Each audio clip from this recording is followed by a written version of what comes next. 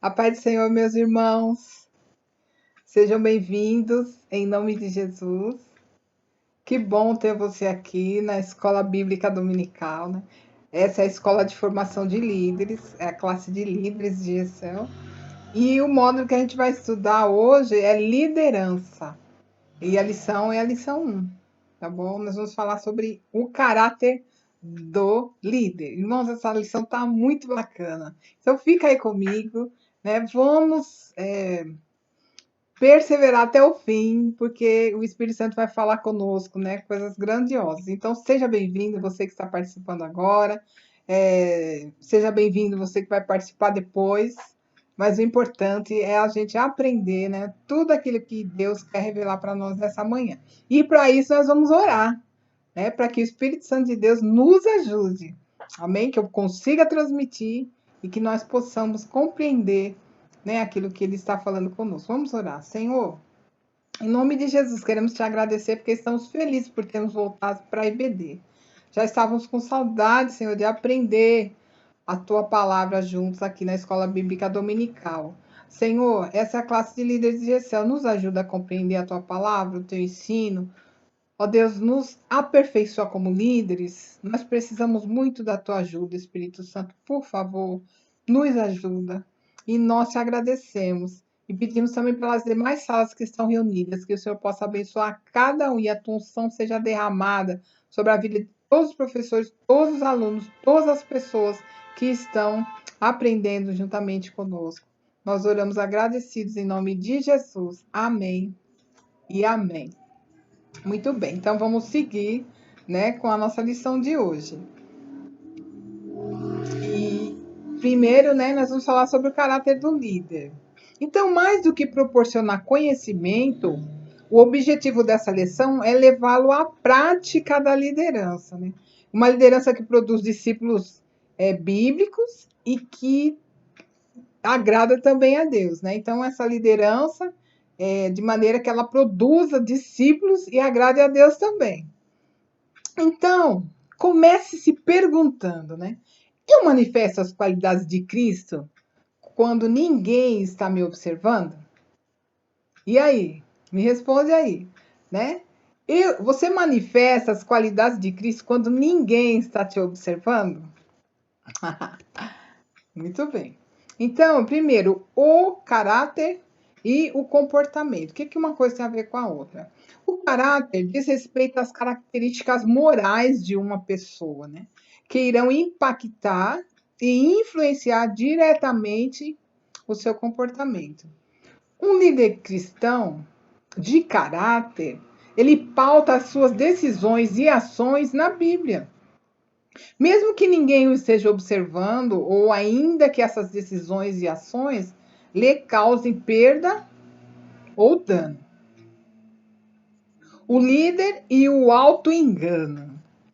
O caráter é mais do que nós falamos. Então, uma pessoa pode criar várias características boas de si mesmo, né? Ela pode comentar com outra pessoa, eu sou isso, eu sou aquilo e tal, mesmo não tendo nenhuma dessas características.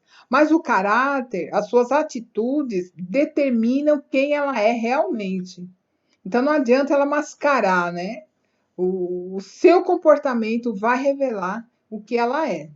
Líderes que vivem no auto-engano são líderes que matam pessoas espiritualmente.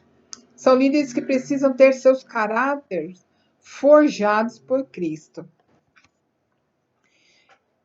Um caráter pode ser trabalhado por Deus. Olha só. Um caráter pode ser trabalhado por Deus. Na medida em que você faz escolhas do tipo contar a verdade em vez de mentir, desenvolver o que não é, devolver aquilo que não é seu, ao invés de tomar para si, ser honesto em tudo, em vez de dar prejuízo a alguém. Você está permitindo que, pela graça de Deus, molde o seu caráter. Quando nós somos conduzidos pelo Espírito Santo, o nosso caráter e, consequentemente, as nossas ações são transformadas dia após dia.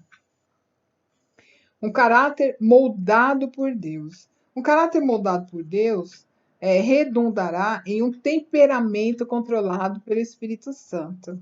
Não é fruto de uma boa educação, né? Porque isso é terreno. É fruto da ação espiritual de Deus. Deus trabalha e transforma o caráter, tornando-o semelhante ao caráter de Cristo. Olha que coisa linda, irmãos. Reconhecer suas limitações é o começo para o agir de Deus. Eu preciso reconhecer as minhas limitações, eu preciso reconhecer as minhas falhas. Alguns líderes não reconhecem as suas limitações e nem mesmo reconhecem que precisam de transformação. Por isso, não conseguem sustentar a posição que alcançaram, né? A arrogância, a altivez, o sentimento de independência de Deus e a confiança excessiva na própria capacidade cegam esses líderes, né? De forma que eles esquecem que Deus é o fator chave para obterem êxito na liderança. Então, são líderes que querem ser líder sem a ajuda de Deus, sendo que Jesus falou: olha, sem mim nada podeis fazer.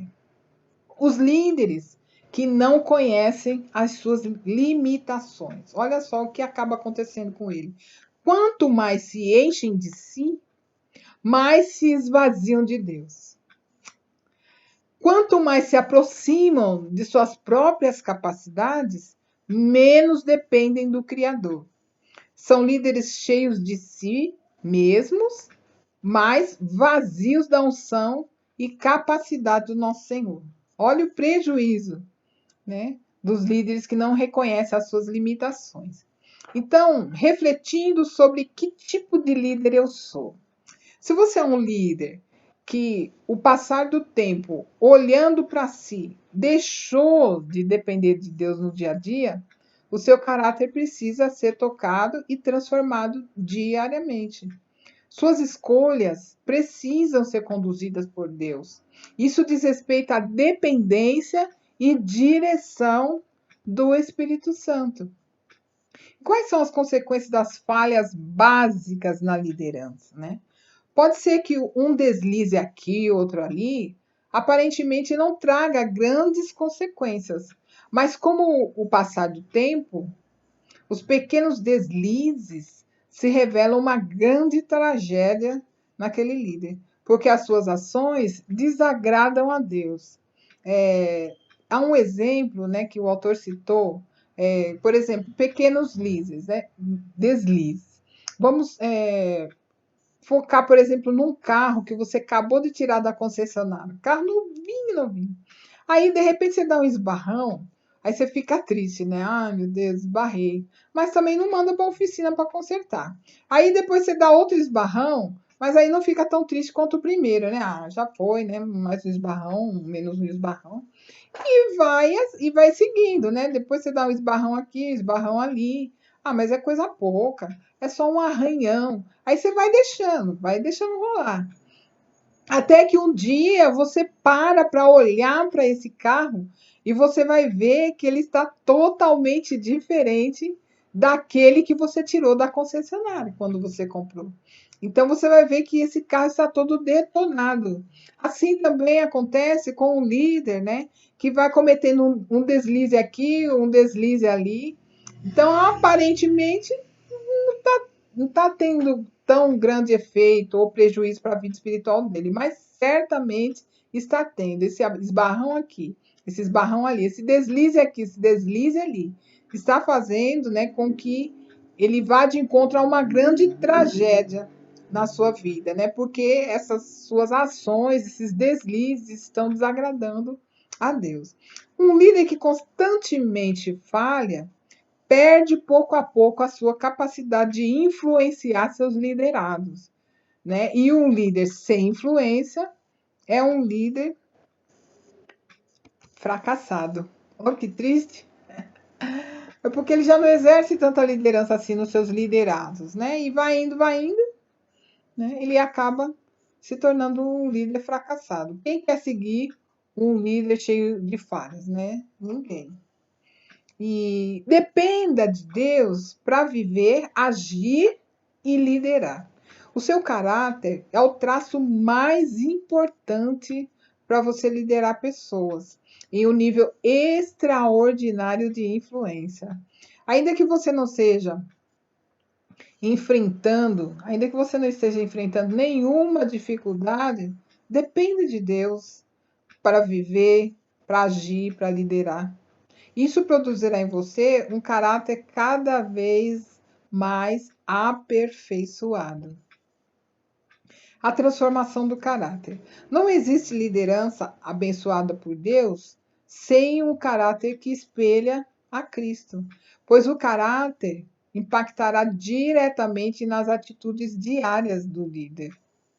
Aquele que deseja crescer em graça, através da mudança de suas atitudes e caráter, pode se alegrar, pois servimos a um Deus que transforma. Olha que coisa maravilhosa, irmãos.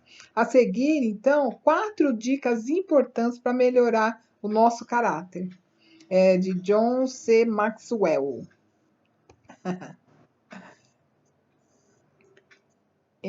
Então, a primeira dica, né, que ele nos dá é: procure pelas suas próprias falhas, né? Dispense algum tempo, algum tempo, né, para observar principais áreas da sua vida, do trabalho, no casamento, na família, na igreja, nas finanças, né? E identifique em que área você faz concessões ou desapontou alguém. Anote cada exemplo de que consiga se lembrar ocorridos nos últimos 2 meses. Ou seja, você vai fazer um check-up, né, das suas atitudes nesses dois últimos meses.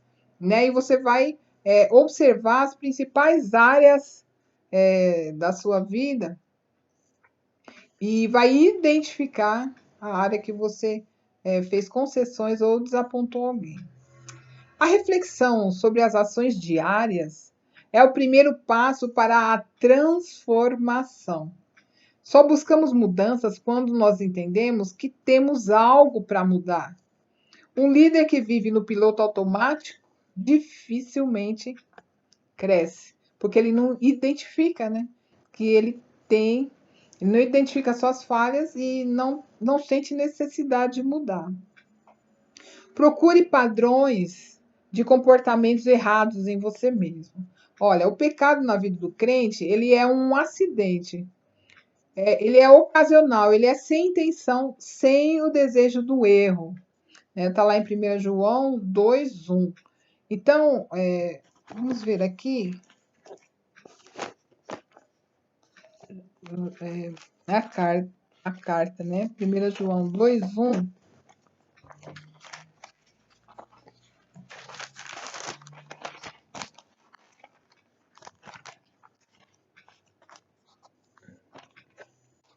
Estou abrindo aqui já no Apocalipse. Pedro e João. 1 João 2:1 diz assim: Meus filhinhos, escrevo a vocês estas coisas para que vocês não pequem. Se, porém, alguém pecar, temos um intercessor junto ao Pai, Jesus Cristo o justo. Então, ele está dizendo assim: olha, não peque. Mas se pecar, então quer dizer que a gente não vive pecando, mas há a possibilidade da gente dar uma deslizada e pecar. Porém, há padrões de comportamentos errados que não são esses pecados acidentais. São costumes que nós já adquirimos a fazer, mas são contra a vontade de Deus.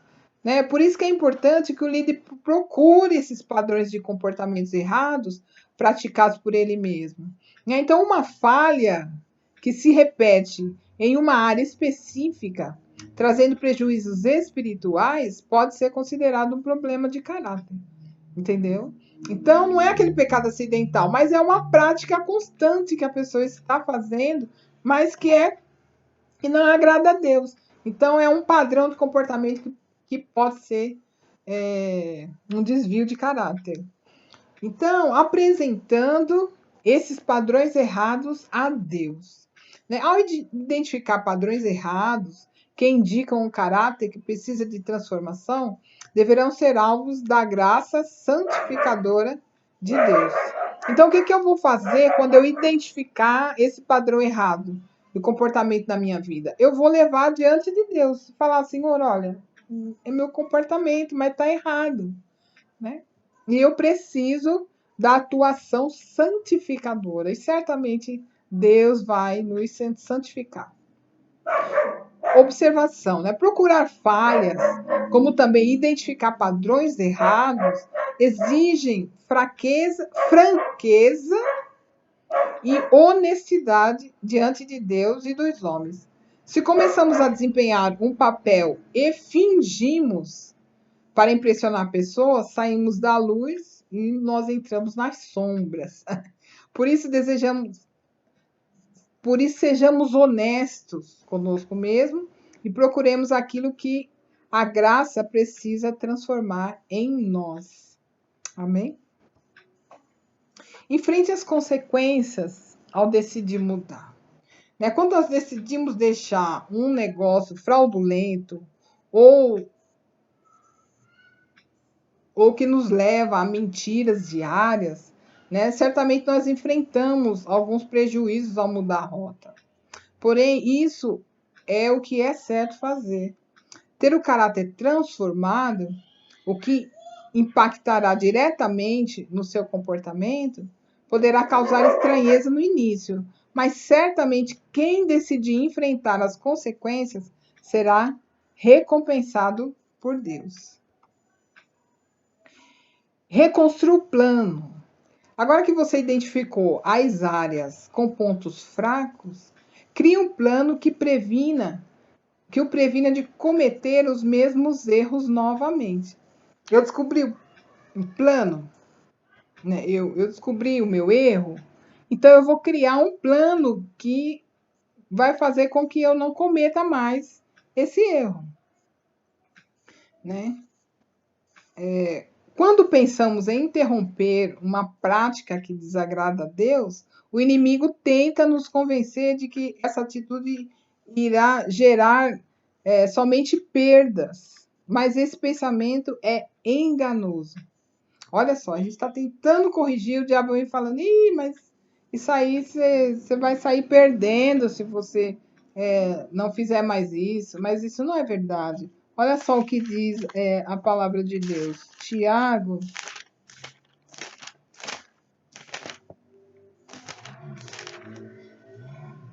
Tiago, no capítulo 1, versículo 25.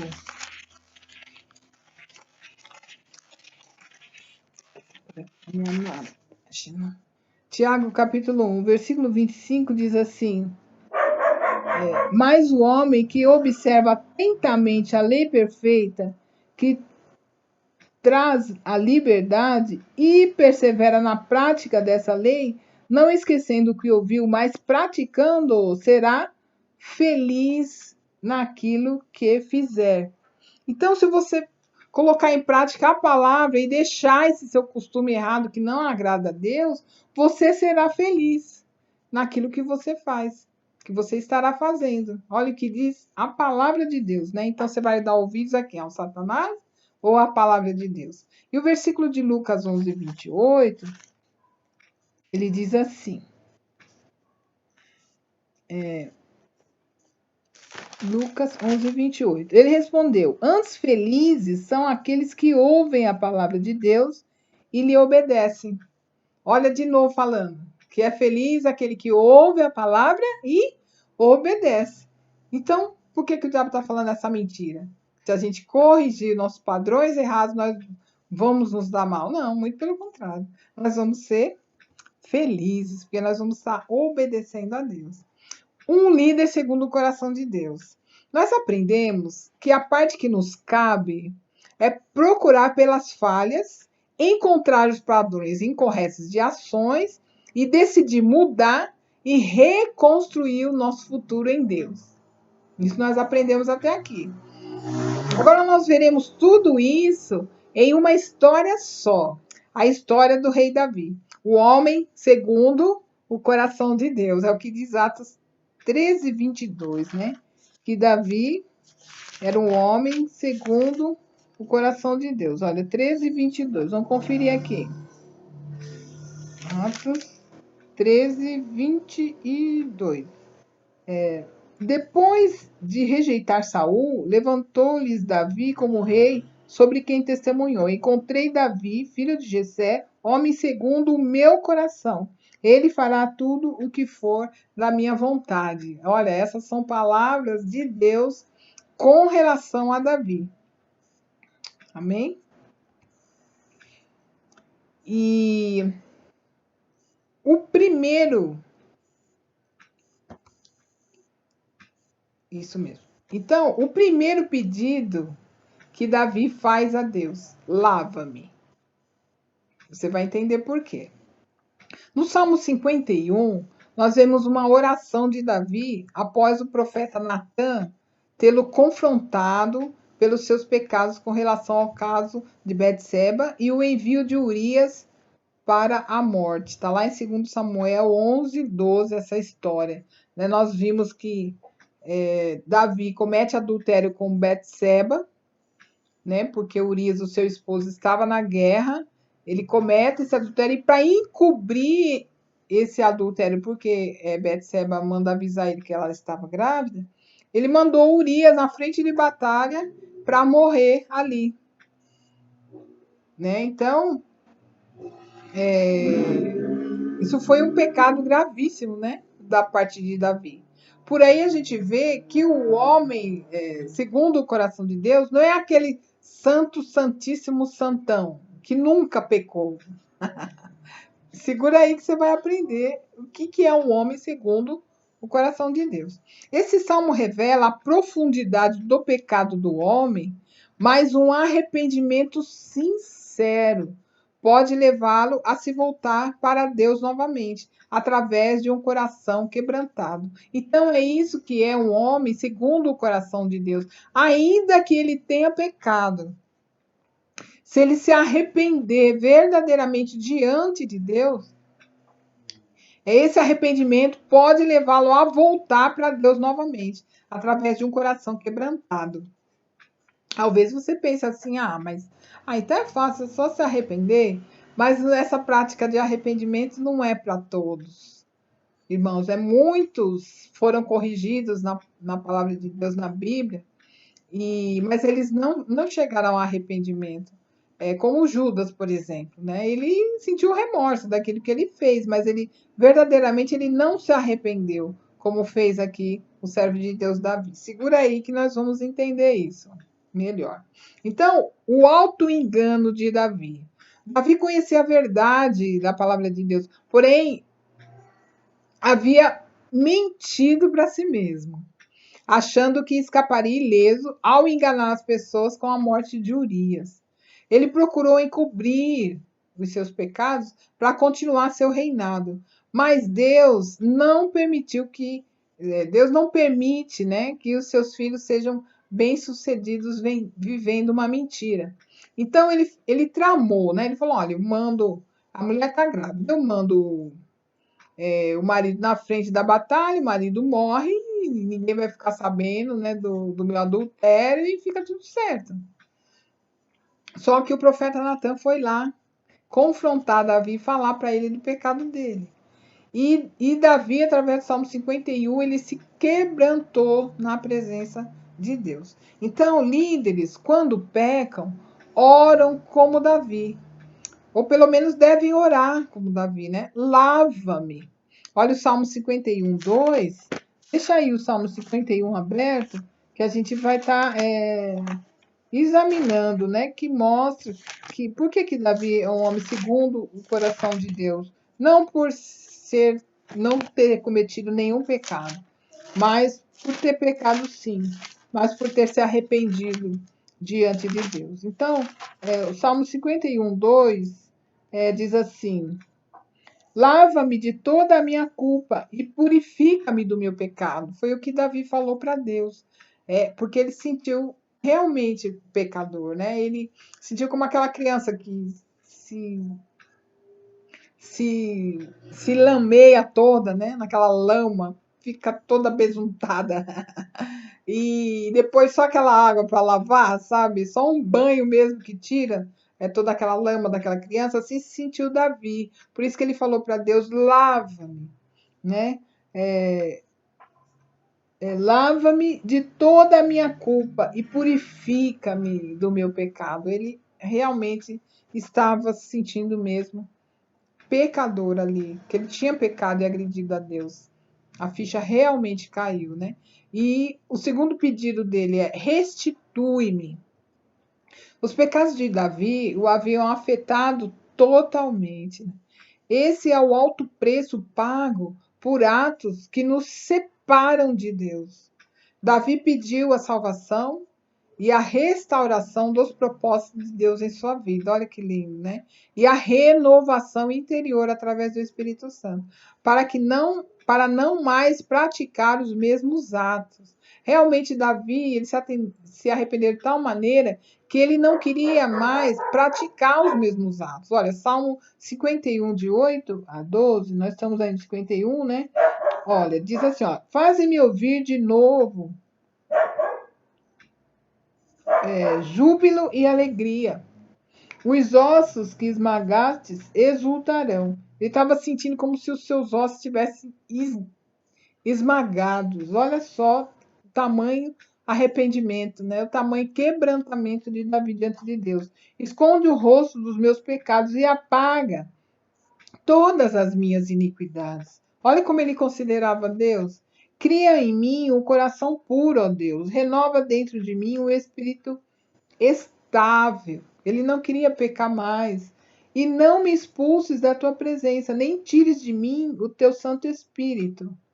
Olha que coisa linda. Devolve-me a alegria da tua salvação e sustenta-me. Então, Davi aqui estava triste, mas o Espírito Santo ainda estava ali com ele.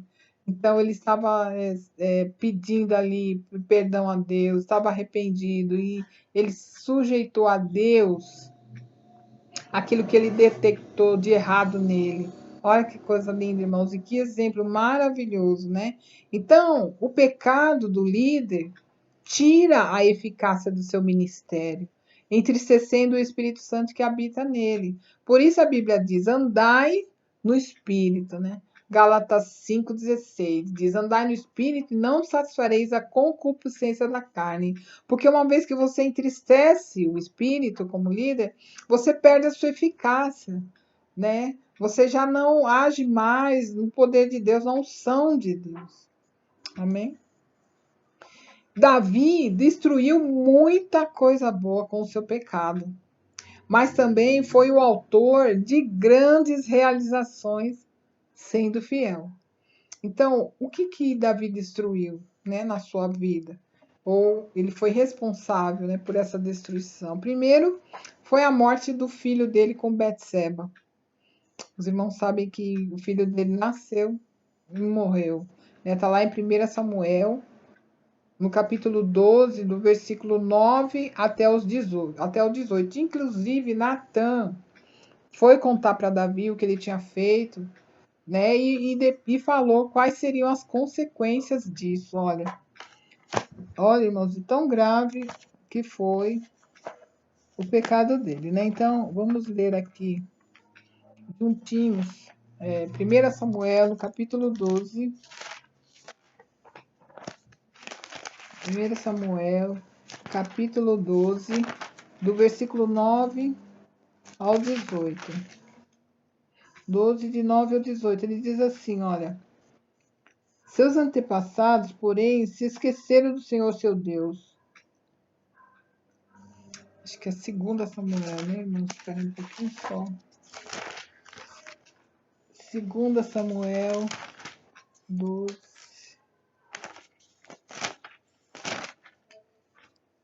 12, 9. Desculpa, irmãos, é segundo mesmo. É 2 Samuel 12, de 9 a 18. Diz assim: por que você desprezou a palavra do Senhor, fazendo o que ele reprova?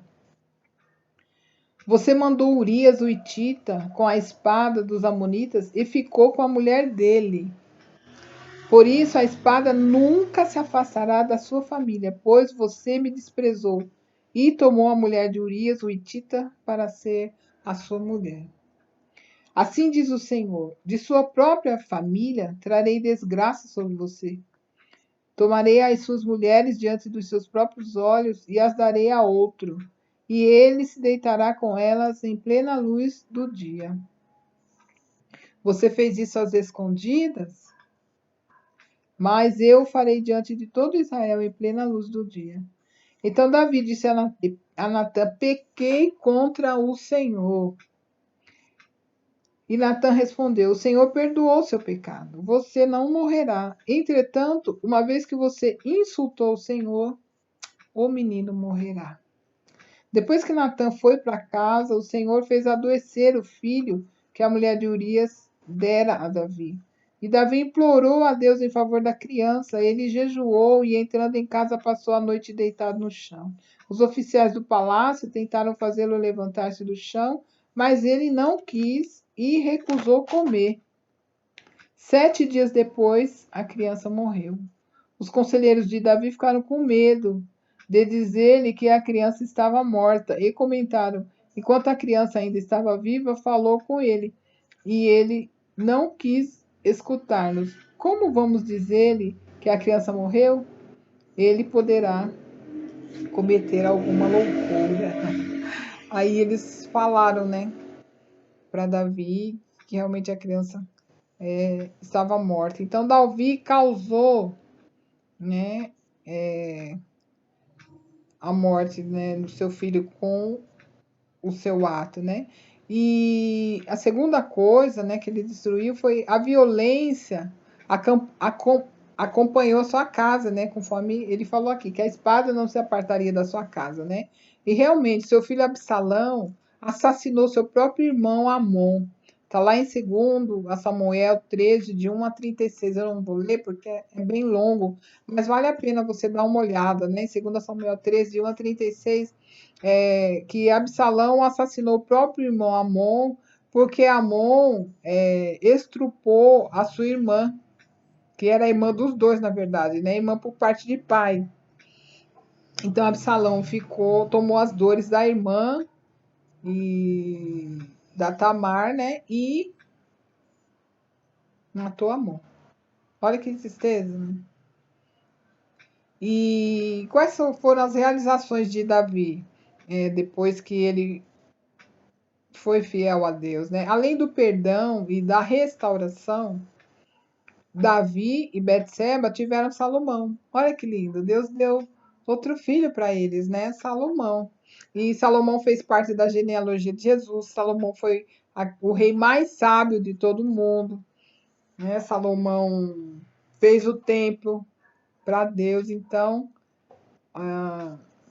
verdadeiramente Deus perdoou Davi. Amém? E o terceiro pedido de Davi foi: usa-me. Davi era servo de Deus e desejava a restauração do seu ministério. O rei desejou testemunhar aos perdidos. Olha que lindo, olha o coração de Davi, né? Ele queria voltar a servir a Deus, né? Para conduzi-los de volta ao Senhor. Mais do que isso, ele expressou um grande desejo de louvar a Deus. Está lá no Salmo 51, de 13 a 19. Vamos ver. Fechei aqui. Então, rapidinho aqui, ó. Salmo 51, de 13 a 19. Diz assim: então ensinarei os teus caminhos aos transgressores, para que os pecadores se voltem para ti. Olha, ele está dizendo, né? Então usa-me. Então, eu ensinarei os teus caminhos aos transgressores, para que os pecadores se voltem a ti. Livra-me da culpa dos crimes de sangue, ó Deus, Deus da minha salvação. E a minha língua aclamará a tua justiça. O Senhor dá palavras aos meus lábios, e a minha boca anunciará o teu louvor. Não te deleites em sacrifícios, nem te agradas em holocausto, senão eu te daria. Os sacrifícios que agradam a Deus são um espírito quebrantado e um coração quebrantado e contrito, ó Deus, não desprezarás. Por tua boa vontade, faz o Senhor prosperar, ergue os muros de Jerusalém Então te agradarás dos sacrifícios sinceros, das ofertas queimadas, dos holocaustos, dos novilhos serão oferecidos sobre o teu altar. Então Davi clamou ao Senhor: usa-me. Olha que lindo, ele se arrependeu de verdade, né?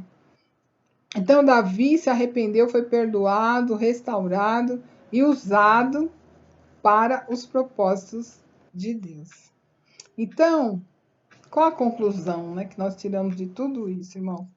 Que nós acabamos de aprender agora, né? Então, concluímos que não basta simplesmente confessar os pecados e receber purificação através do arrependimento e fé em Cristo Jesus.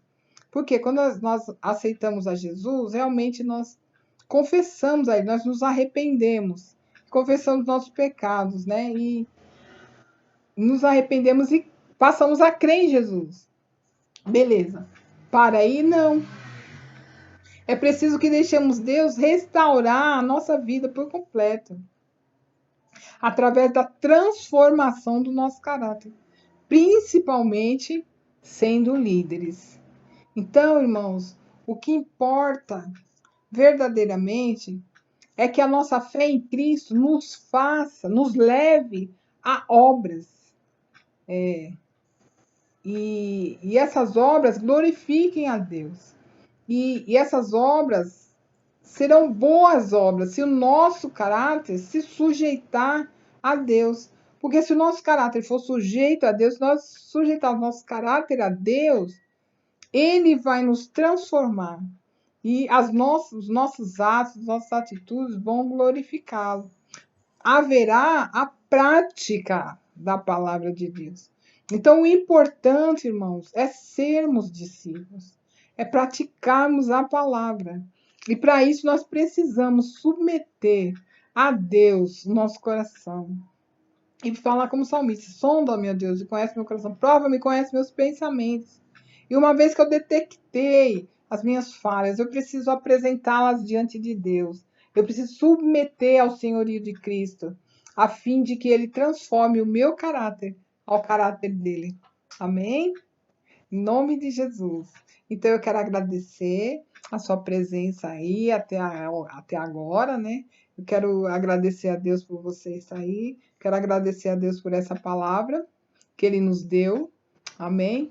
E que você possa continuar aí nas nossas próximas aulas, né? A próxima aula agora é o GD, é o grupo de discipulado. Nós vamos estar reunidos, né, em uma classe online e no grupo GD, tá bom? Então, obrigado por você estar aí. Vamos agradecer a Deus pela lição que Ele nos deu. Amém e amém. Paizinho querido, em nome de Jesus, nós estudamos a Tua palavra, nós aprendemos tanta coisa, Paizinho. Nós pedimos agora coragem, Senhor, para verdadeiramente nós confrontarmos a nós mesmos, nós descobrirmos falhas, Senhor, que estão agregando, Senhor Deus eterno, em nós, ó Deus, comportamentos que não estão agradando ao Senhor. Que o Senhor tenha misericórdia. Espírito Santo de Deus, fala conosco o que nós estamos te desagradando. O Espírito Santo de Deus nos ajuda a detectar. Nós queremos abrir o nosso coração e nós queremos mudar o rumo, ó Deus, da nossa prática que está te entristecendo. Em nome de Jesus, nos ajuda a ter uma mudança de planos. Nós não queremos continuar vivendo segundo a nossa vontade e o nosso querer. Nós queremos que o nosso caráter seja conforme o caráter de Cristo. Aperfeiçoa o nosso caráter ao caráter de Cristo. Nós queremos ser uma bênção nas tuas mãos, ó Deus. Em nome de Jesus, verdadeiramente, usa-nos, Senhor, como líderes na tua casa, para sermos e fazermos discípulos. É o que nós te pedimos e te agradecemos em nome do Senhor Jesus. Amém e amém. Amados, um beijo e obrigada pela tua presença. Fica na paz do Senhor. Até a próxima. Amém? Tchau.